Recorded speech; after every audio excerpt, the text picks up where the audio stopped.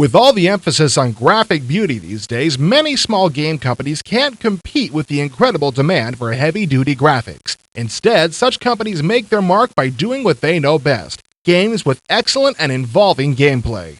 Disciples of Steel happens to be one of those games. True, Disciples won't win any awards for its intuitive graphic engine, but beauty is in the eye of the beholder. As you enter the game, you're treated to a pleasant introduction of the plot of Disciples in Steel. The graphics are awful, but the storyline isn't bad.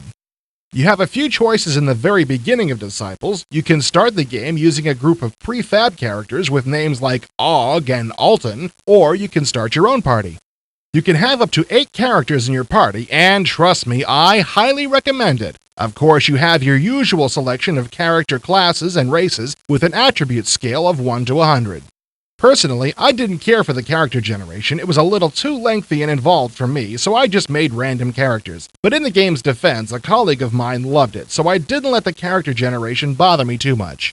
After you've created your characters and readied their weapons, you're ready to brave the outside world. Since your characters come into the world with absolutely no money, you must go looking for it. The best way to do this is by leaving town and adventuring in the nearby forests.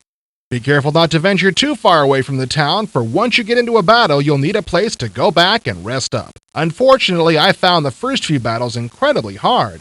I died a few times more than I should have, leaving me deeply in hate with the combat system. Fortunately, I was finally victorious in one battle, giving me the equipment and know-how I needed for my future battles. The combat system for Disciples of Steel is a lot like those of the SSI Goldbox series and Minecraft's Magic Candle series. Each character has a certain number of movement points. Taking an action, such as moving, attacking, or casting a spell, costs some of these movement points. One nice option, though, is the ability to take a round and aim, increasing the probability of scoring a hit considerably. This adds a little extra strategy to the game, and what was finally let me actually win a battle. Overall, I enjoyed Disciples of Steel quite a bit. I'm not saying you should rush right out and buy this game, but if you're into role-playing games and you don't mind out-of-date graphics, Disciples of Steel is the right game for you.